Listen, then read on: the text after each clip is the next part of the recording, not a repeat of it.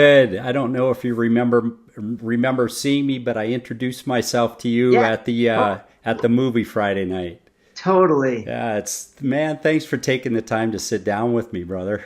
It's my pleasure. Thanks for the Yeah. interest in the whole project. Oh, it's the project is great, and I've had a bit of time to find out about some other things you've been up to in your life, and it's pretty remarkable.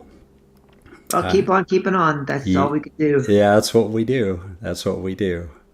It's now, I'm going to take a moment to introduce you.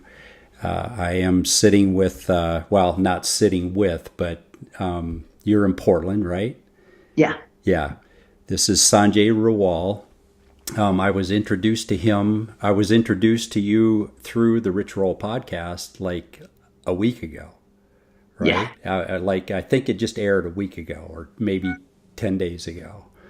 So, and then through that, found out that you've got a new movie that we're going to spend a little time talking about called the 3100. That's Run and Become. And I got together three or four of my ultra running buddies, and we showed up at the Varsity Theater on Friday night. And just watching that film, Sanjay, it was remarkable to see where you've gone, to capture way more than just pounding pavement or running trails or marathons, but you've captured a spirit behind all of that that just has impressed me to no end. So, we I reached out to you, I think Saturday or Sunday, and asked if you'd be available to do a podcast. Again, for those of you that are tuning in, this is another episode of the Light in a Spoon podcast, and one of the rare occurrences that we get to video this. So, Sanjay, where are you at in your tour with the film 3100 Run and Become? Well, first of all, thank you very much for those kind words. It's a little embarrassing, but I really, really appreciate it from the bottom of my heart. As you know, we started our film tour in Santa Fe, four times a day for a week or 2 weeks long. Like we're playing in the same theaters that major films play in, which is it's great to see that kind of acceptance for a documentary. At our opening screening in Santa Fe, we actually had the pleasure of having the presence of Billy Mills, the 1964 Olympic 10K winner, the Oglala Lakota distance specialist. We played in Santa Fe for a couple of weeks, Albuquerque for a couple of weeks, Flagstaff, Phoenix, traditional native and running friendly towns. And we're in the Pacific Northwest right now in Seattle, Portland, Eugene, and we open in Boulder Tuesday, September 11th through Thursday the 14th, and then in Denver through Thursday the 13th, and then Denver from the 14th onwards. Yeah, I'm down in Bend, Oregon right now. I left the following morning after I had seen the film. I got up and drove down to Bend, Oregon. You should be doing a screening down here too, because this is like a crazy mecca for ultra runners and altitude. A lot of people come down here to train at altitude, and Well, I'll it's definitely get back to you because we've reached out to the Tower Theater and oh are yeah, hoping to plan a big one night yeah, screening, pack it yeah, in later this fall. yeah, very cool. Yeah. Now, you live an interesting life, and one of the things, in fact, I asked you a question at the screening the other night, that you are a filmmaker. You've been a filmmaker for years. I went back and looked through some of your anthology. I have to make mention of The Ocean Monk right now because I love that film. Oh, Yeah, cool. that was so good. So I'll get into that a little bit, but you have, you've lived a very spiritual life as well as being a filmmaker. How have you, I've lived in the world. In fact, I'm working with a life coach, and she was talking with me about, she said, Greg, I see you sitting in these in this long white robe, and your hair is kind of blowing in the wind, and you're this spiritual guy out there. She said, and it's really a beautiful picture, but it's not complete because you seem to separate who you think you want to be as a spiritual man and then your resistance to like fully being in the world. So how have you integrated and living full out in the world and being a creative man as a filmmaker and living a very devoted spiritual life? It's a very, very deep question. You know a little bit about my background, but I'll share a little bit. Yeah, please. I started meditating when I was 18, 19. I don't even know if I did it very well, but I think I had a sense early on that just like every outer pursuit where, if you're a runner, having a coach really helps. If you're in college, obviously you're learning from teachers. That with the inner life, a tremendous amount of discipline was needed before you could really taste the fruits of the spiritual life. For example, the so-called freedom that we're all trying to aspire to, that liberation. The liberation comes through discipline. And I went on a search for a teacher and, ended up, finding one that I felt deep in my heart, that I could follow. And that man's name was Sri Chinmoy, an East Indian, but based in New York City from 1964 till his passing in 2007.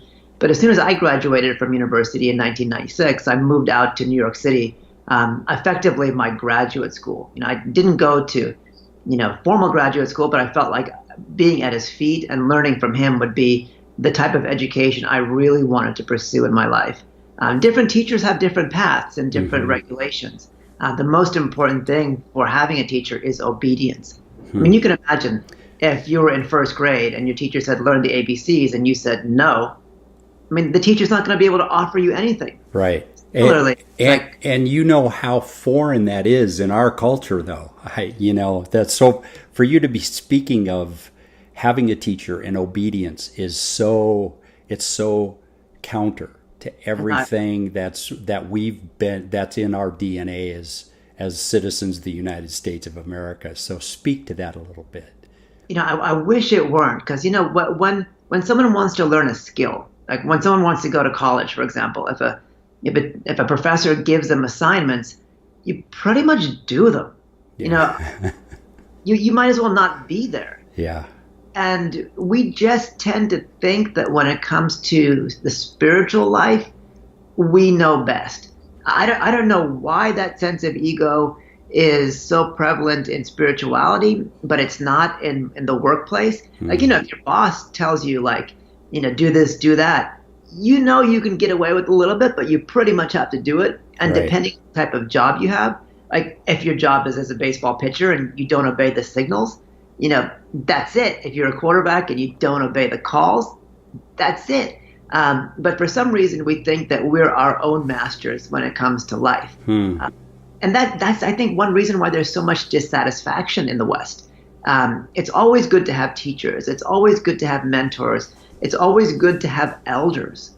And so I was lucky enough that although I grew up in Northern California, I had a sense that if I wanted to really find happiness, I had to surrender myself to someone else. And I think the period of my greatest inner development was in my 20s when I was with Sri Chinmoy. And he instilled a lot of discipline. Again, every path is different, but get this. He said, no drinking, no drugs, no smoking. Not an incomprehensible set of rules. Like if you're going to be like a top athlete, sometimes those are the rules too. But he also said, I'm here to teach you universal love, kind of love that's unconditional. And, you can find that through a person, but if you want to find that really quickly through my path, if you come to me married, stay married, and I'll help you find it with that person and with the beyond. But if you come to me single, you have to stay single. And, from a Western standpoint, we all know, the insecurity and the stress of trying to find a partner. Oh, yeah. How unspiritual that is. Well, and it's a $1 billion industry with all the books and conferences and tapes and counseling. And, not only is it distressing, but it's become a huge business.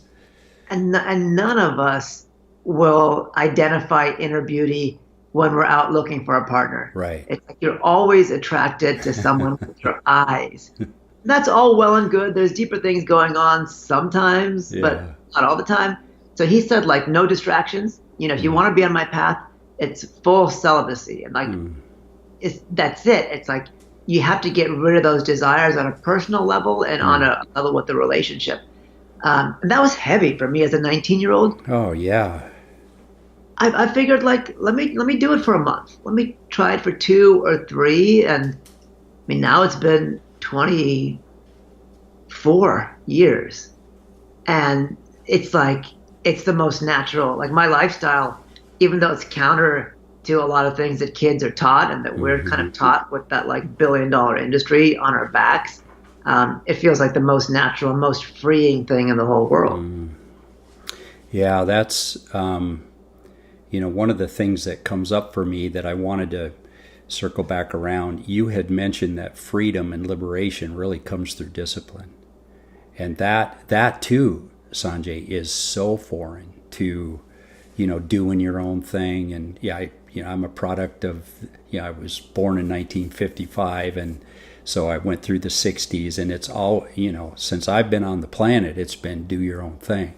You don't let anybody tell you what to do. So how, discipline, rigorous discipline is such a foreign concept. You're right. One of my first practical lessons, on Sri Chinmoy's path, we had to have jobs. Like, he didn't have an ashram. He didn't want us to be ascetics or separate from the world. And one of my first jobs, basically, I was an actor in an off Broadway play that ended up touring. And one of the acting coaches, basically laid it out like this. He said, like, when you're doing a play, when you're in the theater, your motions have to be so precise because there's lighting cues, there's music cues, and acting cues that depend on you doing the same thing, and your other actors depend on you doing the same thing over and over and over and over. In traditional theater, there is no improv. Yet, there's a freshness in each performance. And he said, you have to find the freedom in the discipline. When you've got to take precise steps and when you've got to hit certain marks for certain lighting cues to happen, and at the same time you're supposed to act and, like, share your lines in an emotional way that make it appear to the audience like they're seeing something that's not even being acted, that this is the first time this has ever been experienced on a stage. What he said penetrated. And I think that's a good life lesson. Like, whether you have responsibilities as a parent, as a husband, you have responsibilities in work, how do you keep life fresh? How do you stay inspired? And I think that's the first step to anything in discipline. The mind has to be inspired. If your goal is to be happy and to find joy, it can't come through austerity or suffering. It has to come through inspiration. So you don't find the discipline and your path to be a life of deprivation and austerity and like just gritting your teeth in order to deny the desires of being a human being on the planet. I wouldn't have lasted more than a month. I mean, the thing too is, like, I live in New York City. Yeah. And so it's like every single distraction that you want is right there, and it's a beautiful thing. So what has to happen in your inner life is you have to have more joy than what you see with your eyes. Wow. What you hear with your ears. Yeah. That's pure. It's pure happiness. Yeah, and there are two aspects of my life that line up in that regard as well. And I'm a recovering alcoholic and have been sober for 7 years. And very similarly, had it been like me white knuckling it, it would be. It doesn't work. It doesn't work. Yeah, I was talking with a friend today. Had I not been given freedom and been in the experience of joy and being inspired in my life, I wouldn't have lasted. I just wouldn't have lasted. I couldn't have done it. I mean, it's interesting to me because I have a lot of friends, like some of the most spiritual people in my life are in recovery. And, you know, obviously on a much more intense level, they're fighting with temptation. And that's the balance. It's like temptation versus aspiration. Are we going to be tempted by something that like gives us a moment of pleasure, but eventually leads to suffering?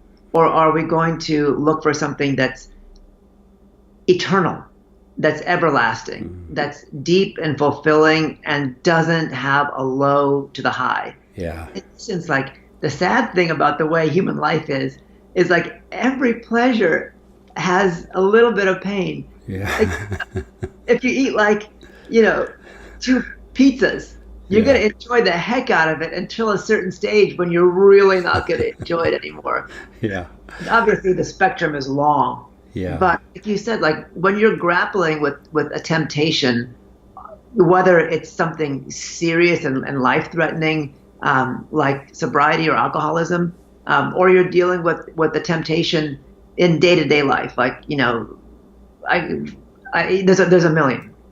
The trick is, like, do you have a spiritual attitude towards the whole thing? And we see spirituality saving people and kind of catalyzing their recovery. And I would say, like, that's one of the most pure spiritual practices in America. It just hasn't been translated to so-called less dangerous temptations. Right. Yeah, I think that's true. In fact, you know, one of the people that I lean into as a teacher, one of the things that he often says is, you know, for someone in recovery from alcoholism or drugs or something like that, we sometimes may be the lucky ones because it's so evident. Once it finally lands for us, it just is so clear. However, there are 7.32 billion people on the planet now, and all of us have somewhat of a propensity or predisposition to be addicted to suffering because of our negative thoughts and the way that we even view the world. You know, everybody's spiritual cry starts at a moment of life and death. Whether it's physical life or death, like, you know, people dealing with alcoholism face, or whether it's an emotional sense of life or death, like you just can't go on living the same way, either with the same people or with yourself. And you need something to desperately change. That's when we look to spirituality. And that's when we get the answer that the things that are going to fulfill our soul, you know, cannot and are not possible within the same ephemeral state of mind that we've been in. And you call it, you know, like the hour of God, or like, you know, the call of the divine. It's like every person in life hears that call at one point in their life. And those who've been lucky to answer that call move on to a more satisfying future. But we've all of us have missed plenty of those times. And when they happen once, they might not happen for 3, 4, 5, 6, 10 years, if at all. So that's the tricky thing. It's like in those moments of just like sheer helplessness, and we're, even if we don't pray, you know, when you're calling out to God to help you, you know, are you receptive to the idea that discipline is going to end up saving? If you are, you know, the future becomes a little brighter. Yeah. The other aspect in my life that discipline has really, you know, provided a sense of freedom is in the endurance, you know, running marathons and ultras. Exactly. It is truly, you know, at what was inconceivable 10 years ago, is when the joy of being out on a trail or running up a mountain or down a mountain or through a valley, what would have been unconceivable physically not that long ago, is when joy begins to erupt because of the discipline and just being out and doing, you know, moving your body toward a goal and being in the practice of that. And see, that's a great example, because if you're running a marathon distance or above an ultra, you need a tremendous amount of regularity, right? Your training, but nobody can go from, the couch to a 50K or 100K overnight. It's like you need that regularity, and that regularity is in discipline. And at the same time, like, that every single training run isn't going to be the best run you have, but you have to put away, right? Yeah. You have to put away to feel that your satisfaction is coming from progress. It's not coming from a time. It's not coming from one workout. You're setting yourself up to be able to reach a goal of ultimately becoming a better person. And racing does that. It's like if you race against yourself, you push your limits, whether or not you finish in a good time or finish at all, you learn something about yourself. Yeah. And that comes from discipline. It comes from the discipline of like training and getting your shoes on and getting the miles in. Yeah, just getting out the door. And that's probably a good segue for us to begin to talk about the movie 3100 Run and Become. What was the inspiration for you to do a film like that? Well, the movie, as you know, is about the world's longest race, the Self-Transcendence 3100 miler, which takes place every summer in New York City. And it occurs entirely around a half-mile loop in Queens. And participants are required to average about 60 miles a day if they want to finish within the 52-day window. And it seems so brutal and so difficult and unimaginable. But if you take a step back and realize that not even the kind of like most mentally challenged person, psychologically challenged person, like no one's crazy enough to be able to do that many miles. You realize like the people doing that race are getting something deep out of it. And that race actually occurs a mile away from the house. Yeah, you had mentioned that. That's amazing. So I wanted to explore the inner aspects of that and to look at the idea that these distances are not unnatural. Right. So we kind of go on a deep exploration of Navajo, Bushman, and Japanese Tendai Buddhist traditions. Yeah, let's, if you wouldn't mind, I would like to share with our listeners those different cultures and the different aspects of what running was for the Bushman, for the monk that was the Japanese monk, and then for the Navajo Indians. Because they were all very different, Sanjay. It was just incredibly different, and yet it was, it was birthed in it's in our DNA somehow. So we wanted to look at 3 different examples to show how and why, modern non-traditional runners, like those of us who grew up in Western cultures, could run these incredible number of miles, whether it's a solitary 50K race or whether it's 100K a day for 52 days, like 3,100. So we looked at running for survival, and we went to the Kalahari Bushmen, to one of the most ancient civilizations in the world, where people still hunt for days by chasing animals down. The same tactic that the earliest human being, did on the savannah after we stepped up from simple primate life. There's obviously deep spirituality in how they run, why they run, their connection to the earth and to the heavens. And we explore that second aspect very deeply with Southwestern Native American running cultures, particularly the Navajo. And if my high school coach told me the following, I think my entire running trajectory would have changed. We have a Navajo ultramarathoning character whose father is a medicine man. And our character, Sean Martin, says, running is a prayer. When we run, our feet are praying to Mother Earth. We're breathing in Father Sky. Running is a teacher. Running teaches us about ourselves, but helps us get through the hardships of life. And running is a celebration of life. Running's a prayer, running's a teacher, running's a celebration of life. That's not why most high schoolers and junior high schoolers and college students are running. And the third part was with the the monks of Mount Hiei outside of Kyoto, Japan. They're kind of colloquially known as the marathon monks. They choose one aspirant every 7 or 8 years to do the equivalent of about 31,000 miles of prayerful, meditative walking, and essentially they're walking faster than most ultra runners would move on their single track trail mountain course. Right, and they're not wearing singlets and running shorts and running shoes either. They're wearing long white robes, Star Wars looking hats, staffs, and bamboo sandals, which disintegrate every 20 miles or so. Wow. So they're moving, they're running, they're walking in such a deeply prayerful state that their understanding is that during that state of mind, they could achieve full enlightenment. So it's not like, simply running an ultra a day. They don't even focus on the miles. They focus on the idea of incredible self-discipline. Yeah, that was very evident.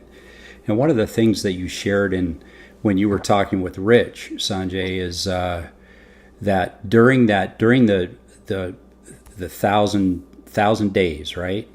That's correct. That they run.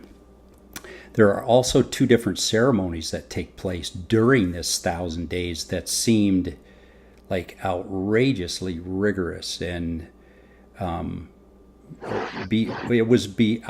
I listened to you describe it, it was, and I don't think that you really went real deep into it in the film, but the way you described the two different ceremonies during the course of this 1,000 days,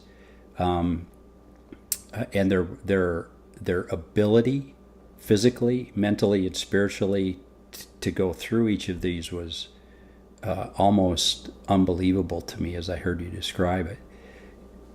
So the quick breakdown is that the 1,000 days is split up into 10 100-day cycles. Each cycle has a set mileage. So the first cycle, the course is 11 miles. By the time they get to the 9th and 10th cycle, the course is about 56, 57 miles. And when they get to that 56, 57 miles, they're doing about 6,000 feet of elevation change, just vertical elevation in the day. Keeping in mind that they're doing that 56 miles 100 days in a row. But at the end of the 6th cycle, after cycle number 6, they have to do an 8.5-day fast. The fast occurs in October. It used to occur in August when Kyoto was 110 degrees, and too many aspirants actually literally rotted from the inside because it's not just no food. They don't sleep. They chant 24 hours a day, and there are people chanting with them to ensure their alertness. But the third thing is they have no water for 8.5 days. They're allowed one sip of water to rinse out their mouth so that their gums don't literally stick to their teeth. But they have to spit out as much water as that one gulp that they intake. At the end of the entire 1,000 days, they basically have to offer 1 million or so bamboo sticks with prayers that villagers and aspirants have written on them. They have to offer those 1 million sticks into a fire. It's about 12 to 16 hours a day of sitting in front of the fire, reading the prayers, offering them. But during those 12 to 16 hours, no food and water. But the monks who do it, they've told us that last fire ceremony is almost more physically challenging than the 8.5 days, because they feel from minute one a total sense of dehydration and physical discomfort because they're in front of this blazing bonfire. That said, by that time it's like they know they're no longer. They know they're not the physical. They know that they are beyond the physical. That there's something much deeper within themselves with which they identify. I guess you would call that the soul. Yeah. And then the Navajo Sean Martin that you depicted. What a beautiful human being that guy is, and the honor that he has for his ancestors and his father, and that's another thing that we miss in the white Anglo-Saxon culture, is that sense of honor for our ancestors and even for our parents and grandparents. In fact, if you would share, one of the inspiration for Sean to do the run that he did that you depicted in the film. So there are two bits of context. Native Americans didn't have horses until well into the Spanish and British conquest. It wasn't really until 1680 that natives began having access to horses, and that was primarily in the Southwest.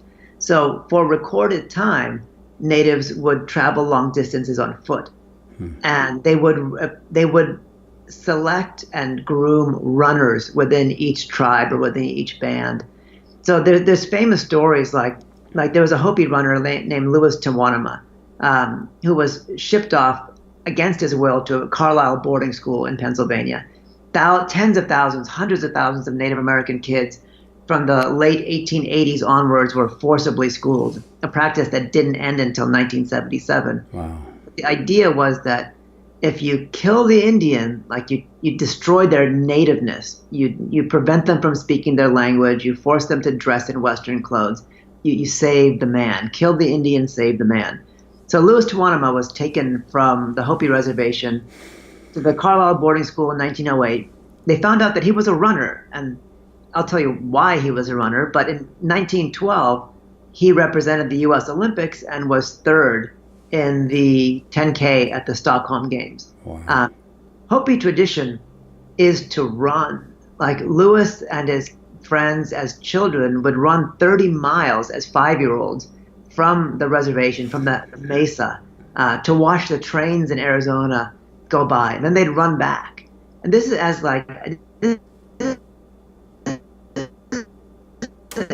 time after the Olympics, Louis and another westernized, I hate to use the word westernized, forcibly westernized Hopi runner came back to do a face-off 10K on the Hopi Nation.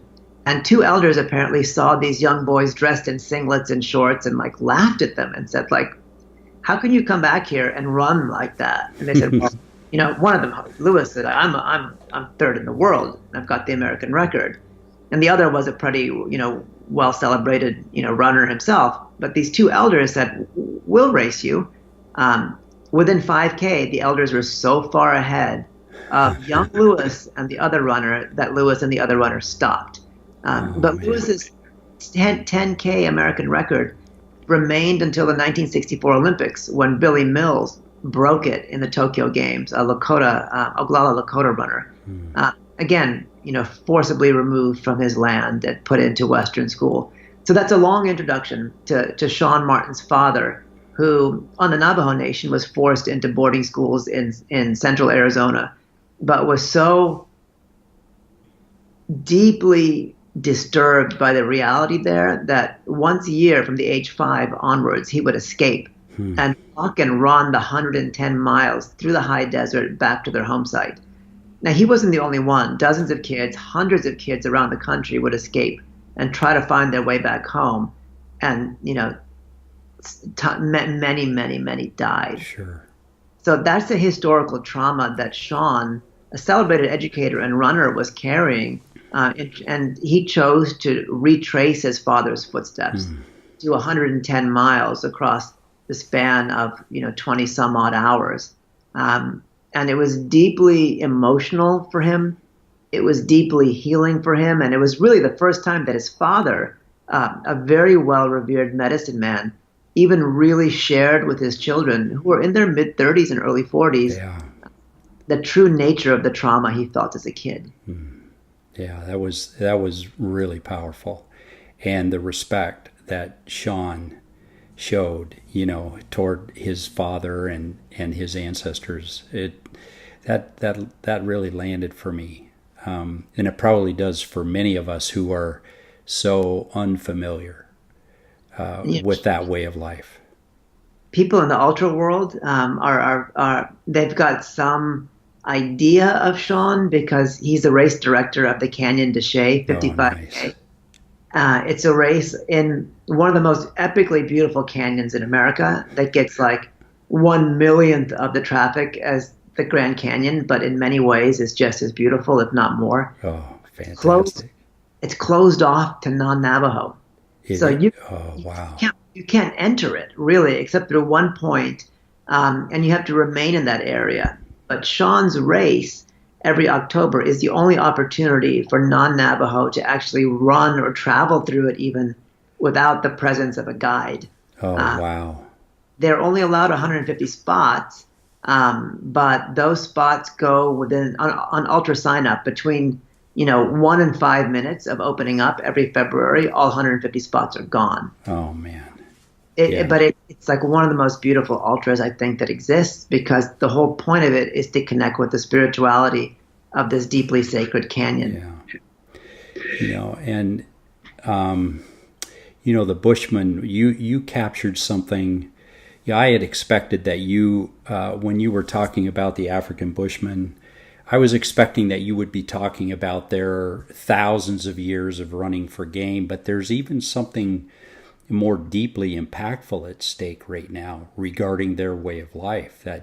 That was surprising to me. I didn't expect that the government there was trying to deprive thousands of years old, tens of thousands of years old culture and a way of life, trying to prevent it and stop it at great expense to people who may choose to further their way of life. We didn't set out to make a social issue film, Mm-hmm. but as you know from the Navajo section, Mm-hmm. there's some deep historical issues that we were exposing. The Kalahari Bushmen have lived in that desert for more than 125,000 years. And although evolutionary biologists don't say that we are all Kalahari Bushmen, there are markers of the Kalahari Bushman DNA that are specific to the Kalahari Bushmen and only the Bushmen that exist in all of our DNA. So at stage, whatever species or groups or bands that we came from, we mixed with Bushmen, every single person on Earth. They'd been living unmolested in southern Botswana for, again, 125,000 years. Absolutely uninhabitable from a Western sense. Almost no water, and requires a tremendous knowledge of both the plant life and the animal life and the cycles of life. There were hunters and gatherers, 5,000 people living in an area the size of Massachusetts. In 1997, though, the government, a black Western educated government, realized that there were minerals, copper to be specific, underneath that vast piece of land. Yeah. And so they made a very insidious argument. They couldn't be seen internationally as ejecting people just for resource extraction. So they said, this is now a nature preserve, and we can't have people hunting these beautiful animals. And the Kalahari Bushmen said, nobody knows the balance of life and how to keep the balance of life better than us. Mm-hmm. No species has gone extinct in 125,000 years that we've been living here. And yet they were forcibly resettled to a small camp, tons of diseases, forced to take a Western diet, lots of diabetes, no schools, but there's lots of alcohol. And historical trauma, family trauma, emotional trauma, plus alcohol. It's like it leads to devastation. I mean, that's like a long form of genocide. So we actually had a Bushman hunter in one of these resettlement camps who wanted to go back and to hunt, perhaps one last time. And if he were to be caught, he would have been executed. We went in with a lot of legal backing from international NGOs, but people will have to see the movie, to see him, tracking animals for days, not just at this deeply personal cost, but making the statement that, like, if I die, I'm going to die as I am. I'm not going to, with Western diseases or afflictions. Yeah. One of the things that kept coming to mind as I watched the movie, I can be inspired because I love to run. I ran my first marathon. I was 50 years old when I ran my first marathon, and my inspiration was I had donated a kidney to one of my younger sisters. Wow. And it happened to be the weekend of the 2005 Chicago Marathon. So I woke up that Sunday morning, turned the television on, and they were announcing the race. And I had, like, in a moment, I had an idea of what would it be like to come back here in a year and celebrate our anniversary and run the 2006 Chicago Marathon. Now, I was 221 pounds, had not done anything other than go to the gym occasionally for any level of fitness. And I had that thought, and I just laughed at it. Well, I got back to Seattle, and that thought came back, and I ended up going down and talking with the manager of a running store who has since become a great friend. And in 2006, I went back and ran my first marathon. But as a runner, I can be incredibly inspired by a movie like 3100 Run and Become. There are lots of people that are going to be listening and watching this that are going to say, where do I find the depth of connection with that deepest thing that's within me, because I don't run? So where do I go to find the answer to that hole in my soul or in my being that just doesn't get filled? What would you invite people to explore and to discover, Sanjay? That's a great question. I think ultimately running in the movie is an allegory. It's like the discipline that you need to transform your life can be manifested through any sort of activity. Perfect. Yeah. Whether it's walking, whether it's dancing, whether it's painting, whether it's poetry or meditation. It's the idea of going beyond the mind and discovering the heart and developing the feelings and the qualities of like love, of oneness, of devotion. One of the reasons why I made the movie 100 Run and Become is we could do a whole podcast on the division, not just in the U.S., but the division in the world and the division in people's minds. But there are very few activities that I can think of where we can go to different countries, talk to different people or meet different people that don't even speak the same language, but we can share that experience with them. Prayer is one of them. Meditation's another one, although those have very very specific belief systems oriented around those. But one of the most universal activities is running and walking.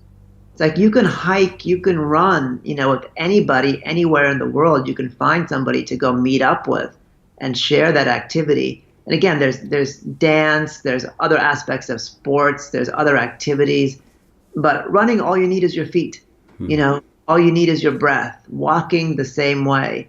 And so I made this movie to show that there are things that are essentially human. When you look at the span of history from the Kalahari Bushmen to the Marathon monks and the Navajo, running unites them. And so I wanted to bring out one of those, probably 5 or 6 universal activities, which link us all on a much deeper level than, the 24-hour news cycle, expounds. Yeah. The 24-hour news cycle. Oh my God.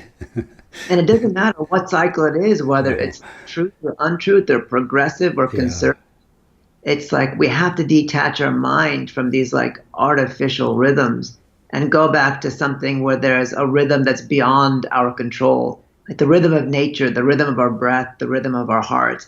And so I think it was a great question. I think that for people who don't run, I think they can discover and see a deep sense of humanity in this film and identify with it through their hearts, through through just sheer humanity, even if there is no real affinity for going and trying to run 3,100 miles or any miles afterwards. Yeah, that connection that we, I had a question come to mind that I want to ask you.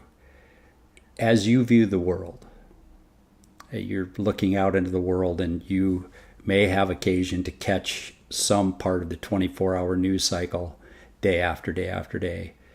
Do you view the world, are you hopeful for humankind? Are you discouraged and wondering if we're going to survive? our predilection for consumption? How in your heart, the way you view the world, what's your outlook for us? It's a very deep question, and I don't have the perspective or the height to answer something like that, but I can refer to Sri Chinmoy answering that, Okay. because it gave me a lot of solace. And the way he said it, he said that he used the word God, he used the word supreme from an Eastern sense. The highest energy, the highest being is from which we've all come. It's an element, it's an entity that can both take form, whether one wants to believe in form and look at that divine aspect as Krishna or Jesus or Buddha. At the same time, it can be formless. So Sri Chinmoy said that the entire world is in the image of the Supreme. It's all a part of the divine. It's all part of the play. And the Supreme loves each individual being infinitely more than we could ever imagine, because we are all part of that entity, of that energy, of that consciousness. And so why would the Supreme allow, this beautiful creation that's one with her, that's one with him, Wow. dissolve and perish? Yeah. And so I think that, and you go like, yeah, we have to fight. We have to fight for what's right. Yeah. But we can't have any expectation as to what the immediate result is going to be. Right. But the ultimate result is going to be one of reunification for each individual with that divine entity, whether it takes one more incarnation or 10,000 more incarnations. In Sanskrit, in Hinduism, we say, we came from the divine, and this is just all a play that's leading us back to the divine. So if we accept that we are essentially of an eternal, universal, infinite nature, and that human life and consciousness is progressing back towards that, nothing can ultimately destroy this creation. And so that gives me hope. Yeah.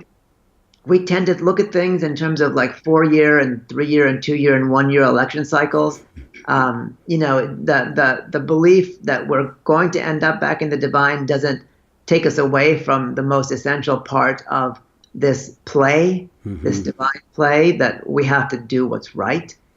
That's the game. To uphold the truth and to do what's right, we have to do that. So there is a sense of fighting and stress, but ultimately, there can't be anything but optimism and hope. Yeah, good. I love that. We've been at this for close to 50 minutes, and I could talk with you forever. Well, right? listen, I could too, Sanjay. I had a feeling that you and I could probably have a pretty great conversation and enjoy one another's company.